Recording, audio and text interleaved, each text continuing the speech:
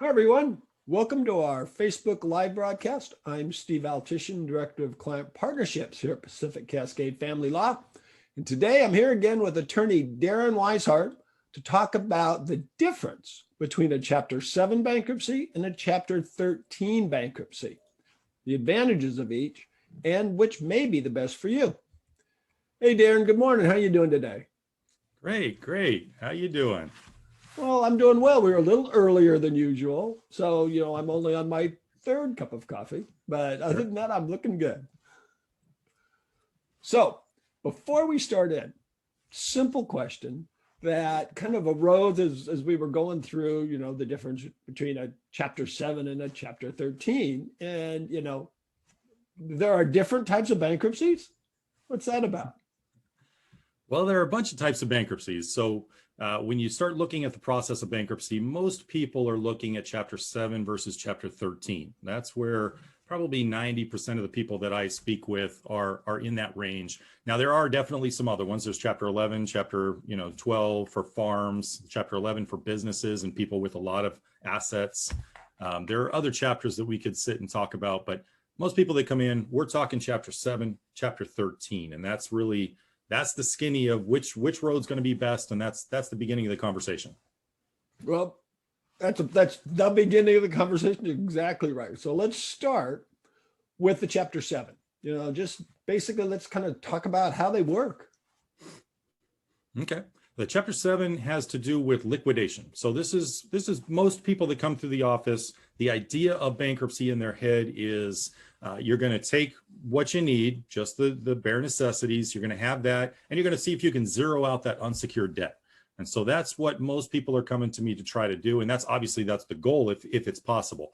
And so we call it liquidation because we have exemptions that cover certain property values. And as long as all of your things are under those exemptions, then you can move through and take a look at that Chapter 7. Now, there's other pieces to Chapter 7, has to do with qualifying for Chapter 7. And so obviously we start with, do we have assets that can be protected? Are we going to have any assets that come into the case that may need to be paid back or are going to be lost? And that's that first part of the Chapter 7, because obviously if we have to pay back or we're going to lose them, we want to look at a Chapter 13, and we'll talk about that one in a second. But the Chapter 7 has this side of, let's see if we can zero out the debt. Let's see if we can get this thing done in a shorter period of time, 3 or 4 months. And then the biggest piece of that next step is, do you qualify? And a big piece with Chapter 7 is, in the qualification of it, we deal with the means test.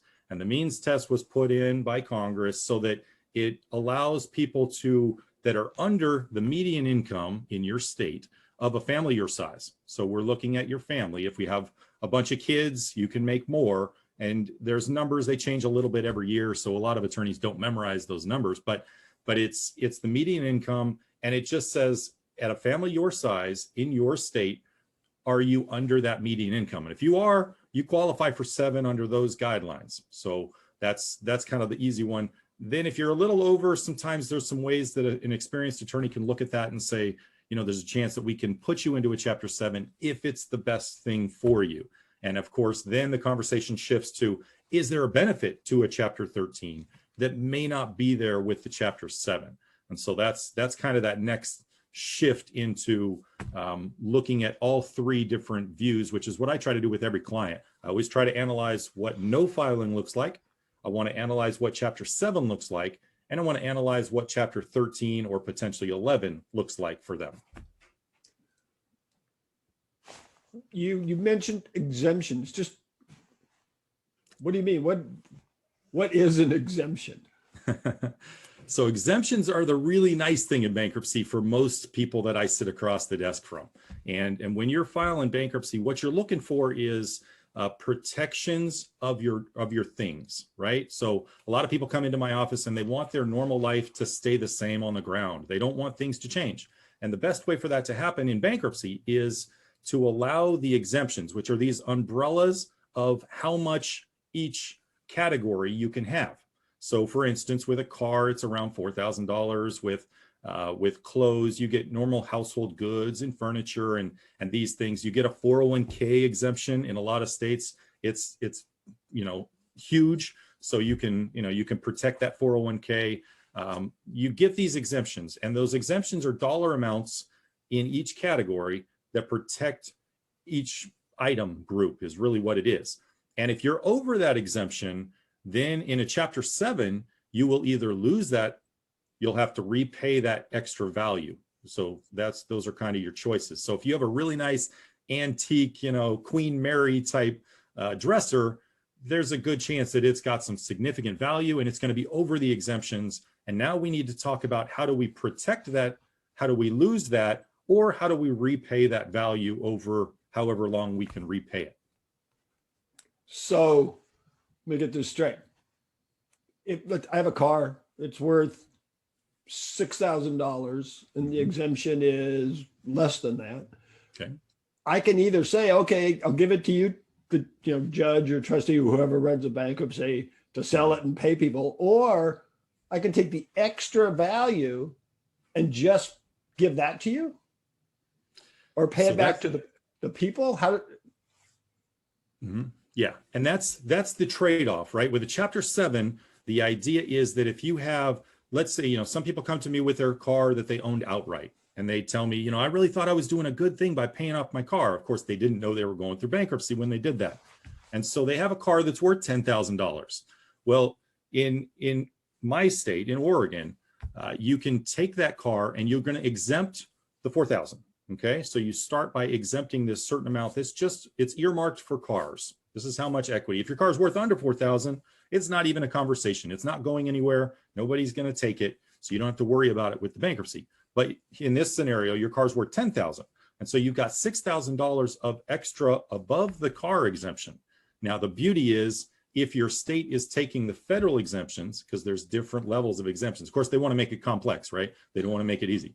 So there's two different roads in Oregon, and in a lot of states, there's two different roads you can take. We can take our state exemptions, Oregon, or we can take our federal exemptions, and those have different numbers.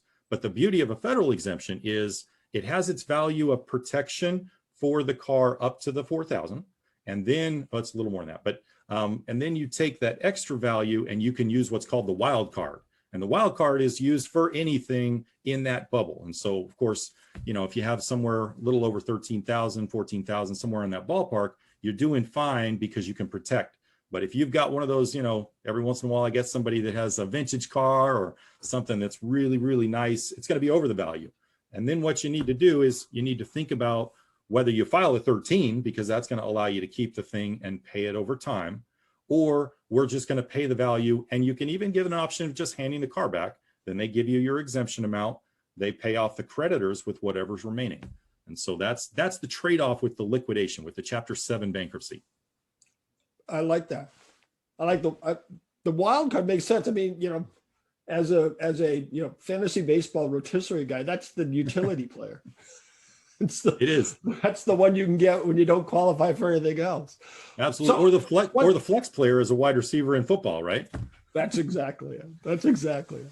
So one quick question. I don't want to get too much in the weeds, but you said there's a federal exemption and a state exemption. Is this a one, choose one or the other, and you take all of the federal ones and none of the state ones, or you can pick and choose between them depending on the thing you're trying to protect? Yeah, this was an interesting debate in our state, and I think this is one of those that is pretty solid as far as looking at it from a theory standpoint. You got to choose all or nothing. Okay. So, and you have to choose that when you file the case. So it's not like you get to say, I want to change my mind and take the other ones. You want to make sure that you have a skilled attorney working on this so that they can break down the numbers and figure out which path is going to be best. And this is where another one of those moments that I can always kind of talk about, making sure that you give all your information to the attorney, because if you discover something the second week after you filed, then it might be too late to save that item. So always best to throw all the information there, then your attorney can choose which path is best for you, and you can move that direction to protect the most things. And then if you end up losing some things, you have a plus and minus. You have your, do we think this, do we go 7, or do we take a look at Chapter 13, which allows us to repay over time if we were going to lose something. I love it. Okay. So let me get this straight. You file in a Chapter 7 and all your debts go away. We wish it was that simple, right? If it was that simple, it would be too easy. So no, in a chapter 7, there's debts that aren't going to go away. Of course, we talk about the basic ones, your student loans, without doing some additional process or having some other arguments to make. Your student loans will not go away. They're going to collect at the end. Newer taxes, those will not go away in a bankruptcy, or if you didn't file the taxes, those are not going to go away in the bankruptcy, at least at this point. So of course, taxes are one of those huge issues that, same with student loans, you want to speak with the attorney about, because every attorney that does this for a living will always compartmentalize these conversations to say, okay, you have student loans, let's talk about those. How do we deal with them? How can we deal with them? And it's not as cut and dry as what you often hear from people who call. They'll say, oh, I know student loans, they can't go away. And they'll say those things. And you think, well, that might've been true 10 years ago. But now we're starting, as attorneys, we're always kind of pushing to put our clients in the best possible spot. And part of that is dealing with those student loans and getting them into a happy place so that if they don't discharge in the bankruptcy, then we can figure out how to get light at the end of the tunnel for those. And that's part of, all of those types of things into chapter 7 that aren't going to go away. If you owe money on back child support or spousal support, that's not going to go away.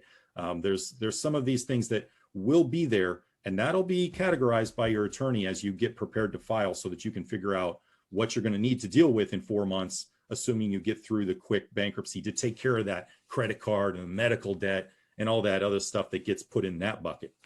Got it. Okay. Sounds like we've got the real basics down of what a chapter 7 does.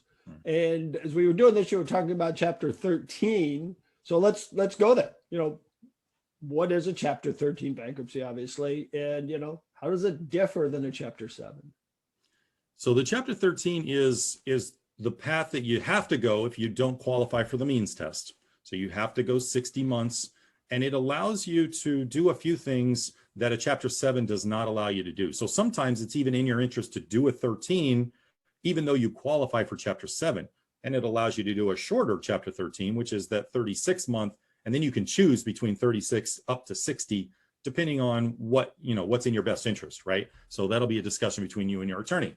But the chapter 13 is called a reorganization, and it allows you to reorganize the debts, for lack of another word. It allows you to kind of put everything in a different category, figure out what you have to pay and what can you pay. And there's the two numbers that we always talk about in bankruptcy. I always put my two hands up, because there's what do you have to pay? And you have to pay your taxes in the last 4 years, anything you owe.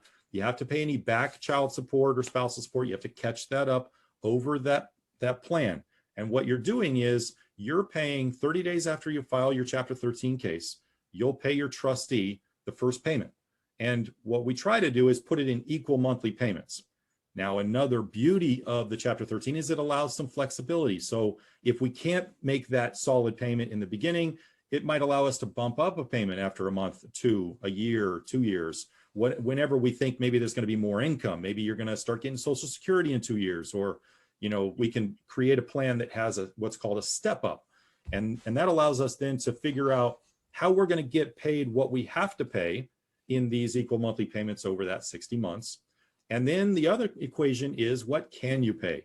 And this is where, we look at this budget and we break down what you have in your pocket. So what's going to come out of your paycheck, what deductions come out, are you contributing a reasonable amount to 401k, what taxes come out, do you have to pay for uniforms, all that stuff. So we take that out. And then we do your normal budget for what you spend money on as far as your clothes and your food and your, car repairs and gas and all the different things that every month comes out of your budget. And then the other bigger piece, which is always a reminder to clients, is to make sure that you put out things that you don't necessarily pay for all the time, like tires. You average them over 12 months or maybe you buy tires every 2 years. You want to make sure you get all of those expenses into that chapter 13, because that allows you to balance out what can you pay number and come up with a fair number. And that's a number, whichever number is higher, what do you have to pay and what can you pay, whichever number is higher is the number that you have to pay over the chapter 13 plan. The again, not going too far in the weeds, but weeds are there. They are. if I'm, let's say, contemplating filing, and my kid is, a junior in high school, can I even like start to consider the cost of college in that what I can pay category? And there is a golden question. So of course, when we're attorneys in the Chapter 13 field, one of my goals is to try to put you in the best position I can with whatever path we take, right? So when we look at, okay, you're going to need to start saving. Now, the Chapter 13 trustee is not going to like the idea that you're setting money aside for something down the road that's not paying it towards those creditors. And the goal of that trustee is always to make sure that you're paying what's fair, what's right, towards the creditors to zero out conceivably the rest that you didn't pay. And so that's your trade-off in Chapter 13. So if you have a specific item that you need to put aside, sometimes people come to me and they say, hey, I'm going to have to redo my roof in the next 2 years. I got to do that. And so then we take a look at that. What's that going to do to the budget? Can we put money aside for that? Periodically we have people that say, I had a client recently that had a car that needed to be replaced. It had 300,000 miles on it, and it was not going to make it through a 60-month plan before the person needed to buy a car. So we put it in. We went ahead and argued that we should be able to set aside some money for that car payment. And then when the car payment starts, then the car payment conceivably would be the same amount, and we could put the budget in a set dollar amount. Now, obviously, every case is different. And with Chapter 13s, every bankruptcy is different. But with Chapter 13s, you really get some creativity that you can put together, because most trustees, they do this for a living. They know kind of what the goal is. The goal is to put the person in a reasonable spot so that they can survive on the ground. But then the goal too is also making sure that they can successfully get through the thing, because it's not easy to complete a Chapter 13. You're talking 5 years, and a lot of things change in 5 years. I just brought up a question back a little earlier. You were talking about, just came to my head. A reorganization. Do you, as the attorney for the person going bankrupt, or the bankrupt person, decide who gets paid, or is the trustee the one who makes the decision which of your creditors get paid, and do they get paid in full? So 2 questions right there are very important to kind of deal with. The first question is, how do we distinguish who gets paid? I mean, obviously we can get in and we can say, hey, you get paid, you don't get paid. We can be Oprah with this, right? But we don't get to do too much with the classifications. And the rules are pretty straight with this, right? The classifications are unsecured debt, general, non-priority unsecured debt, or priority debt. Now we have the priority section, which is your taxes and your arrearage for child support, that kind of stuff, has to get paid. And so each category, secured debt of items that we want to keep, those are put in another category. We get to create the plan. And the beauty of this is the attorney with the client gets to kind of sit down, see what's there, and break down how we're going to prioritize different things. So sometimes we choose to give away a car. Maybe we have a third car we don't need to pay on. We give that back. We pay that debt as unsecured. So now instead of secured, where we have to pay it, now it gets put in that unsecured bucket. And so what we do is we create the plan. We say, okay, we're proposing that we pay back these things at these values. And then there's certain things we have to pay, like your tax debt, your tax debt in the last 4 years, these kinds of things. And so each category gets dealt with as we put together the plan. We like to propose a plan that's reasonable. Then the trustee is going to use words like feasibility to make sure that it can happen. And then we analyze, we're basically in that process, we're analyzing what portion of that unsecured debt needs to be paid. And that's that credit card and that medical debt. And I always call it the junk debt, the debt that's kind of sitting at the very end of the table, just waiting to get something. And every once in a while, they get 100% of their claim that they file. Okay, so that depends on really 2 things. There's more that it depends on, but the 2 bigger things are, what property do you have that is over your exemption amount? What do you have to pay back? And then it also depends very, very largely on what type of extra disposable income you have each month. So if you have a lot of disposable income, then you're going to have to pay back a sizable chunk of that. And that might end up, after secured and then priority taxes and those guys, it might end up trickling down to those unsecured debts, and you might end up having to pay a good portion of those. Yeah. Well, that kind of leads into what, a question I'm sure a lot of people are thinking is, okay, I get now what they are. What's the advantage? I mean, what's the advantage of going one way or the other? Maybe start with a 7. Why, what's the advantages for doing that? Sure. And this is where I'm always putting a page together for every client and put a line down the middle. If we know we're going through bankruptcy, we want to analyze it from that 7 and the 13. Okay. So then the advantage to the 7 are pretty straightforward. The first advantage, obviously, is if we have a garnishment, it stops the garnishment. And so we're going to get 4 months at least of quiet, which is called the automatic stay. When the bankruptcy is filed, everybody has to kind of get off your back for a little bit so that you can figure out what's there and figure out how you're going to deal with everything. Okay. So we're going to get to stop the garnishment with both Chapter 7 and 13. And that's going to stop any foreclosures or anything like that. Now with the Chapter 7, the foreclosure is going to start again at the end of the bankruptcy. So when it stops, they're going to get going on it again. So if you're behind on your house, the Chapter 13 is the main thing to look at, because that's going to allow us to catch up our house. And what it does is we start making our mortgage payment once we file our case. We make sure we make the trustee payment, which is something you and your attorney are going to work on to put together. And then we also make sure that we're paying the amount that we were behind spread out over that 60 months. And it doesn't, it's not always that way, because there are creative things an attorney can do if maybe you can't pay that amount, or whatever the situation is. Maybe you're going to get more money down the road. But that's an advantage to a 13. And I kind of look at those as a little bit of advantage of 7 as well on both sides.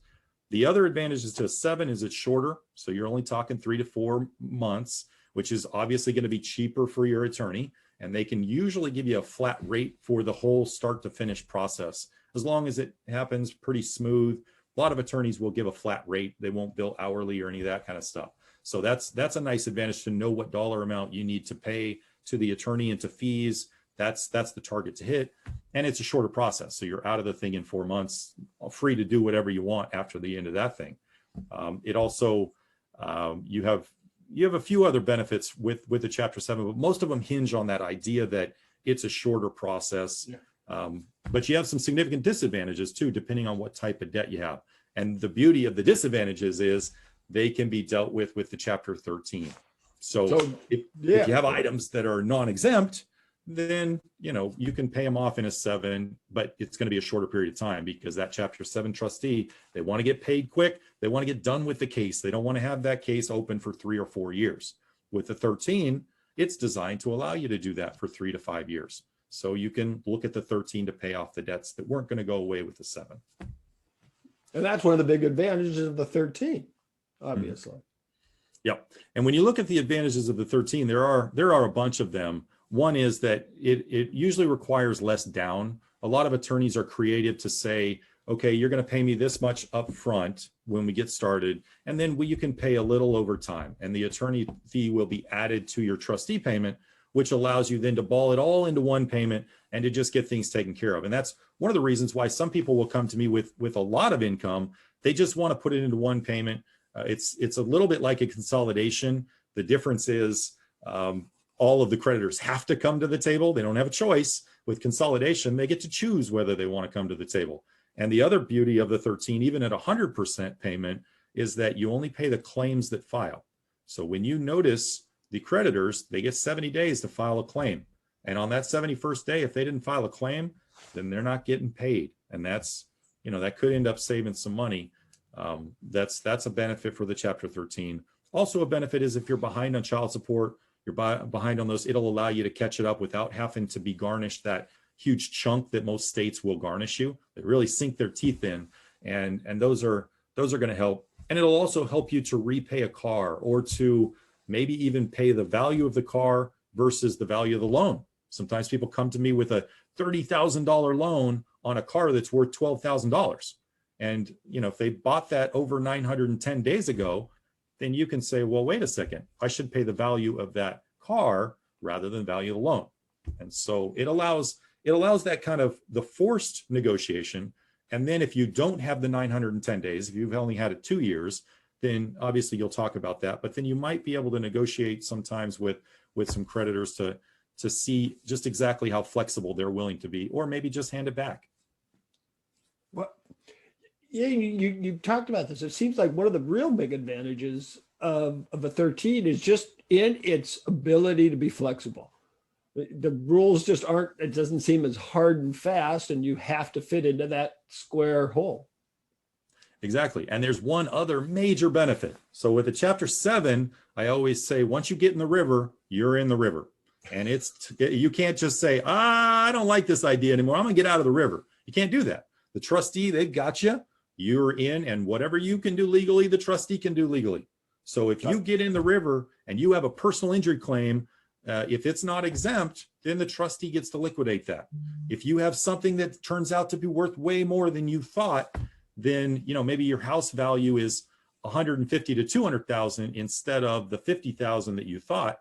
Once you're in that chapter 7, you're in. Now you can convert to chapter 13, but that trustee's got their teeth in you, and they're not letting go. They're not going to go anywhere. And the beauty of the 13 is, on that flip side, is once you file the 13, you get the absolute right to dismiss your case.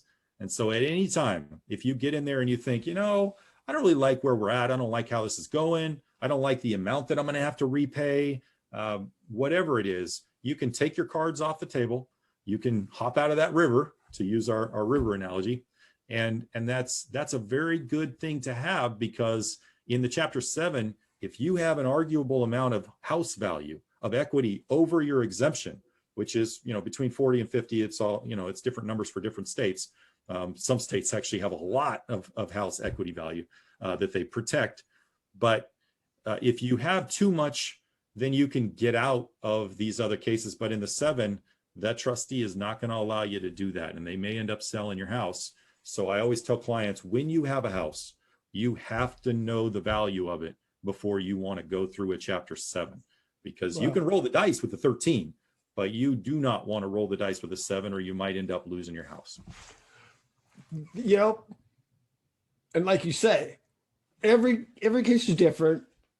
Every case has different laws that are more or less important. It's such a need to have an attorney. And you see so many people, thinking, I'll just go file a bankruptcy, I don't need an attorney for that. I mean, to me, this is like the lambs being led to the slaughter. I mean, you really do need to have legal counsel in this thing. Yeah, and it can really break your heart as an attorney, because you periodically you'll get calls from people. I got one this week from someone who had been through a case and had dealt with the case a long time with them by themselves. And you think, well, once you get in, you're around, and the trustees know what they're doing. They're not, you don't get rookie trustees or people that don't know what they're doing. They know what they're doing, and the judges know the law too. So if you get in and you don't know, that's a spot you don't want to be in, especially because most chapter 7 most chapter 7 bankruptcy attorneys are very reasonably priced. They'll find a way to get you creatively to the spot we need to go. And every client I said before, we're always looking at their case independently and differently. How can we deal with this case? How can we get you to where we need, and how can we get the funds to get that done as well, so that we do the job right? And that's part of the equation that goes in with a creative attorney. You can always get that. And every time I sit in front of somebody, those are things that are going through my head. How do I get you to the end goal? And how do I achieve all the goals, which is pay the fees, get all the documents, get everything done correctly, and get you to the end where you have an amazing smile on your face still, then, instead of thinking about the attorney that didn't do everything or didn't represent you correctly. Wow. Well, we blew through that half hour. And Darin, again, thank you for being today. I mean, always great insight on this case, the differences of a 7 and a 13 bankruptcy. As always, again, these are complex issues. These are not simple, but you make them understandable. And that's really important. So thank you again for being here today. Yeah, no problem. Thank you for having me. You bet. And again, thank you everyone for joining us today. It was an interesting topic. We're going to have more with Darin, I can tell you that. And if you have any questions, though, right now, you can post them here, and we can get you connected with Darin. Until then, everybody stay safe, stay happy, and have a good weekend.